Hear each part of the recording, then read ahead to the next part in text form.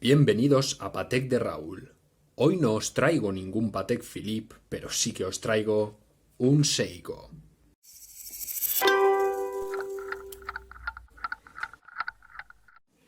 Colección SKX, modelo SKX009. Atención, reloj histórico. Dentro de la relojería, reloj súper extendido en todo el mundo y reloj, amigos, que desde finales del 19 queda descatalogado. Seiko no volverá a producir ni a este, que es el 009, ni a su hermano o a su primo 007, que es exactamente igual que este reloj, pero tanto con el vial y el bisel enterito negro. ¿Será esta una pieza coleccionable? ¿Qué valoración le vamos a poner a este reloj? Quedaos viendo el vídeo y lo descubriremos. Bien, antes de seguir comentando cosas sobre este modelo, sobre esta pieza en sí, me gustaría comentaros algunas cosas sobre la compañía. Y es que Seiko tiene un peso totalmente importante y determinante dentro de la industria relojera y dentro de la historia de la industria relojera. ¿Por qué dentro de este sector es tan importante? Bueno, Seiko es una manufactura. Es decir, Seiko no solo aporta sus diseños, su nombre, el marketing, etcétera, sino que desarrolla y fabrica los mecanismos, ¿vale? A diferencia de muchas otras compañías también respetables que fabrican sus relojes, pero luego compran pues, el determinado movimiento para incorporarlos en sus relojes.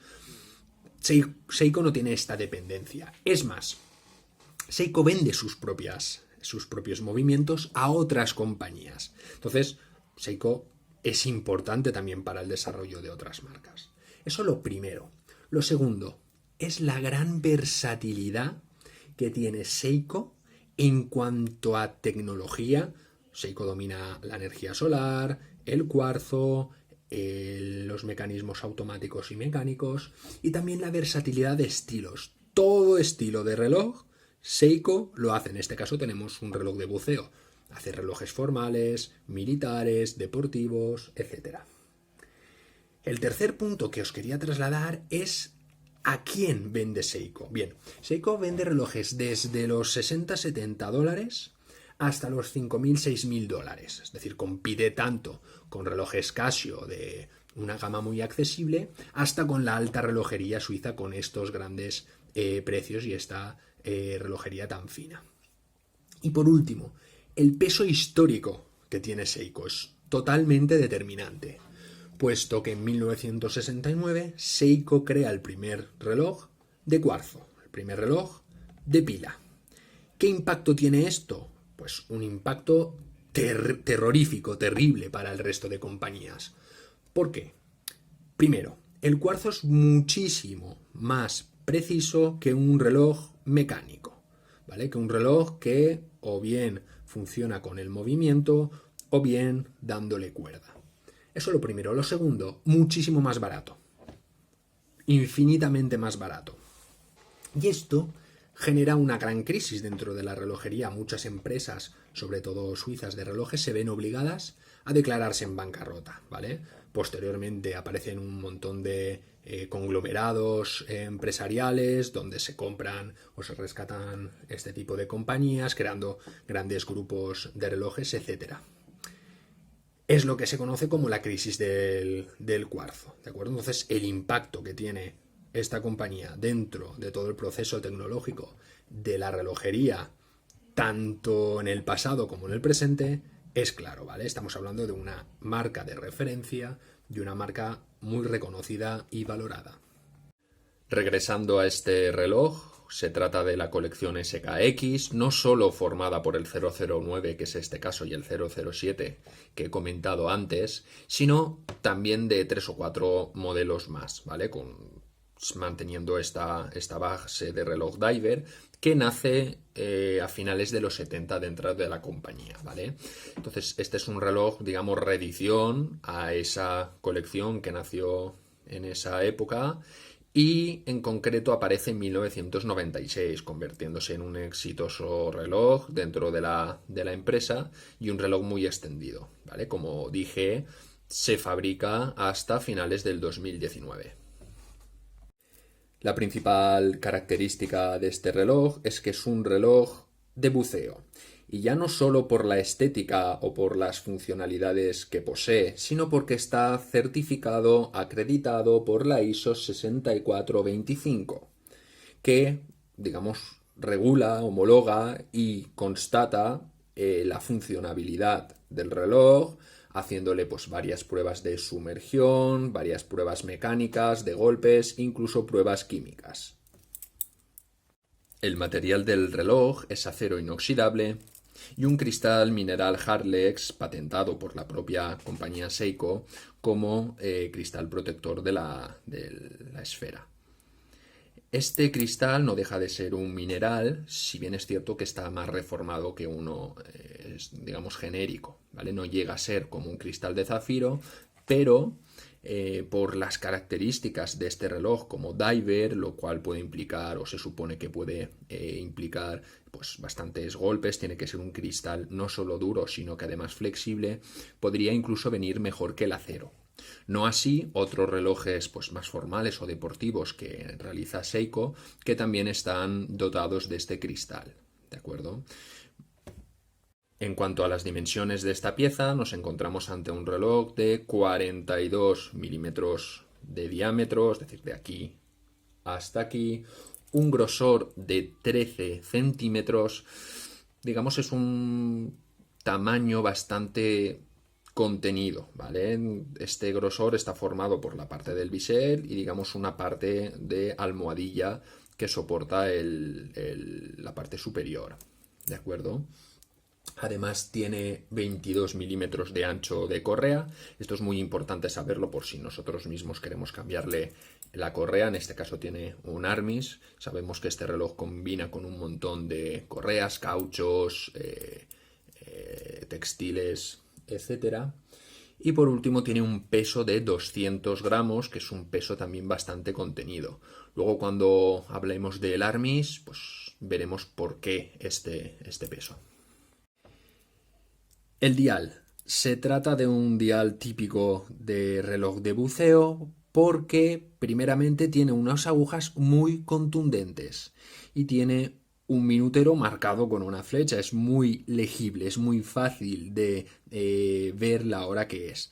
Además tiene unos indicadores, si bien es cierto, no numéricos, pero sí muy separados entre sí dentro de la permisibilidad del diámetro del mismo dial. ¿De acuerdo?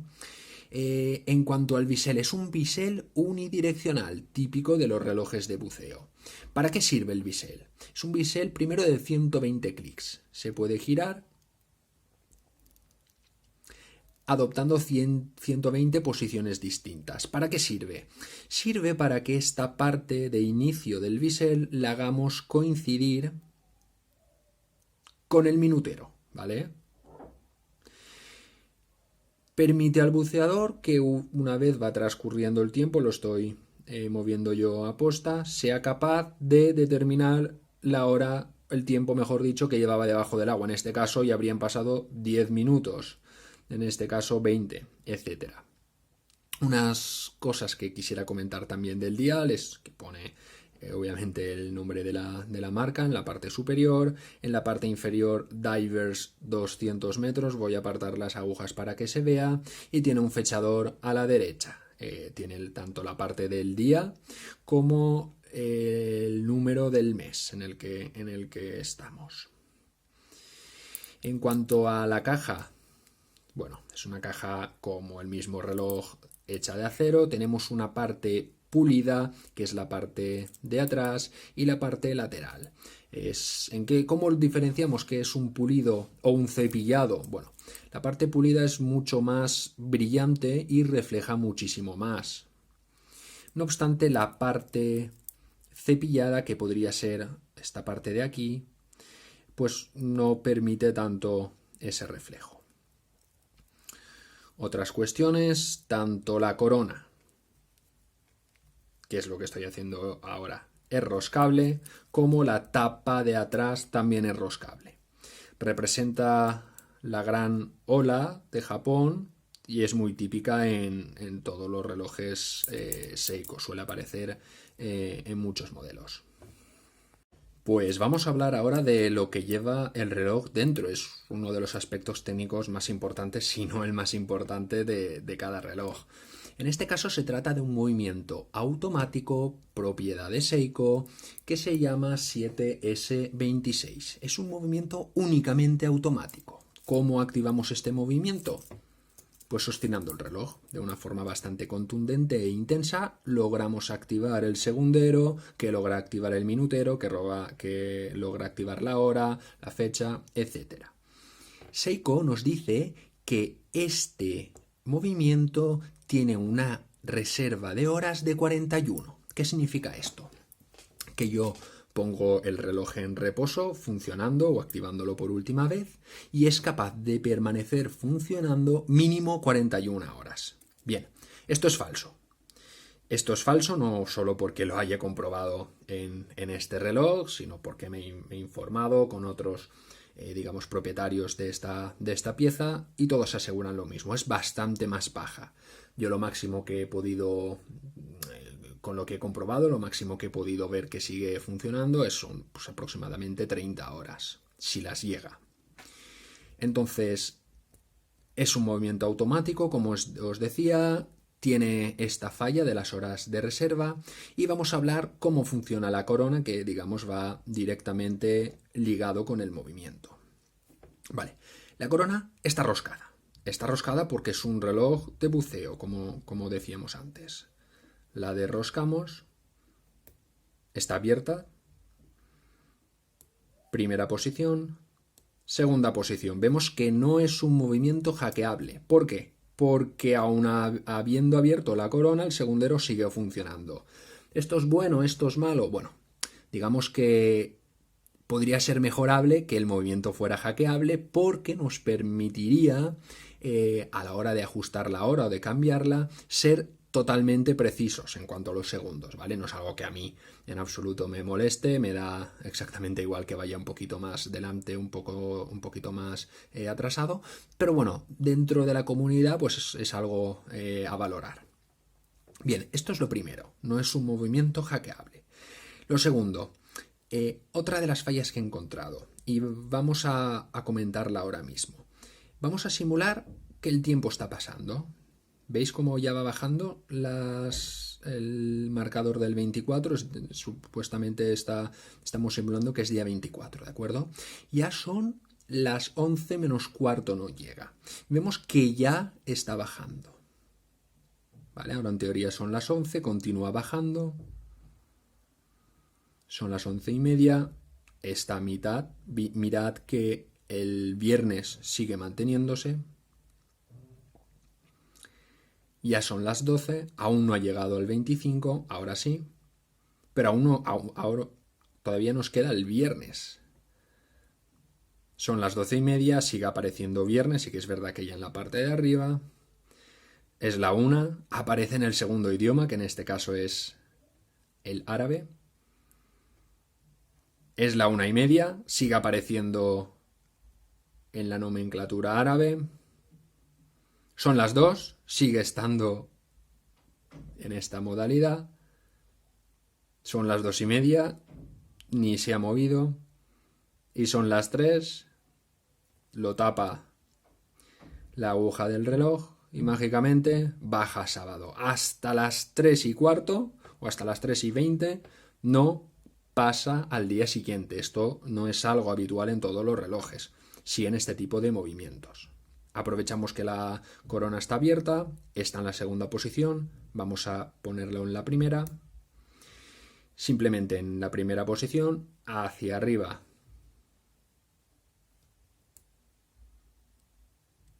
nos va a cambiar el día del mes, y hacia abajo nos va a cambiar el día de la semana.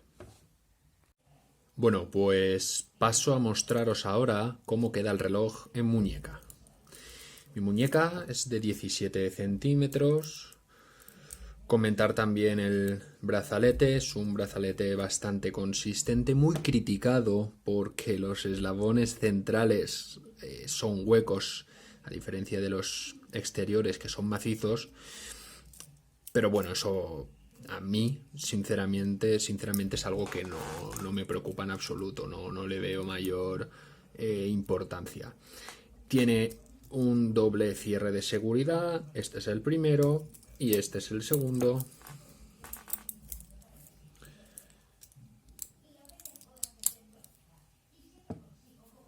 Así es como quedaría el reloj en muñeca. Vemos que no es muy, digamos, invasivo dentro del movimiento de la muñeca. Está muy bien que la corona esté ubicada a las 4 y no a las 3, porque permite mayor movimiento. Bueno, a mí me gustan los relojes bien ajustados. Este lo ajusté al máximo. Y bueno, así es como quedaría. Vamos a pasar ahora a la luminosidad que nos ofrece el reloj. Pues vaya linternita tiene este reloj cuando apagamos la luz. Yo lo he acercado ahora a lo que es la lámpara. Esto no dura ni muchísimo menos toda la noche, puede estar siendo más intenso al principio, pero bueno, vemos una muy buena luminosidad, se aprecia el minutero, la aguja de la hora, todos los indicadores horarios, salvo el de las 3, porque es ahí donde está la fecha del día y del mes, y también estoy girando el bisel, un indicador en la, digamos, en la faceta de inicio del bisel. Se puede comprobar que el reloj funciona en la oscuridad, dado que el segundero también está recubierto con el lumen y se puede ver correctamente.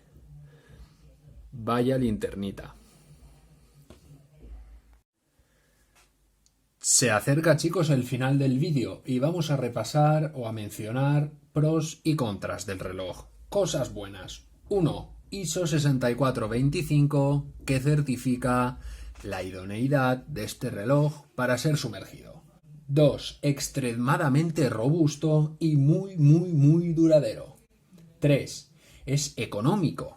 No lo he comentado, pero el precio de este reloj en la actualidad estará en torno a los $300.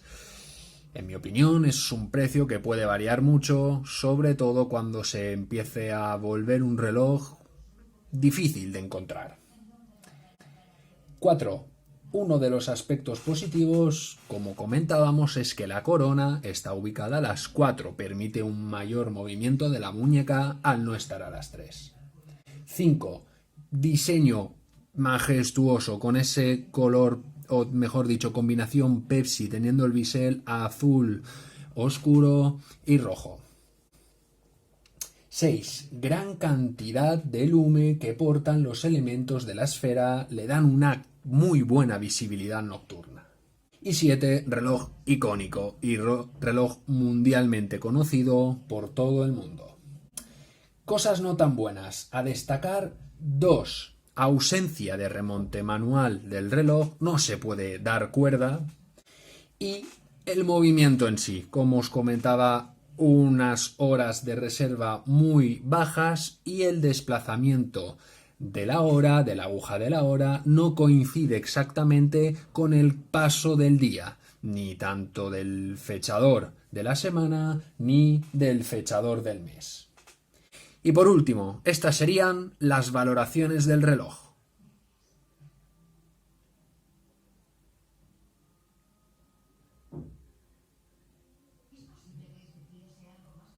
Pues vaya notaza nos ha sacado este Seiko, ¿verdad?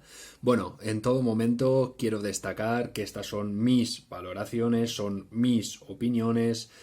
Se ha basado básicamente en tener el reloj, pero también nutrirme de fuentes, foros, otros canales de YouTube, etc. ¿Estáis de acuerdo? Comentadme lo que veáis que ha podido estar mal en estas valoraciones, estaré encantado de leerlos, os agradecería que dierais un me gusta y hoy no os he traído ningún Patek Philippe, pero pienso que os he traído un pedazo de reloj.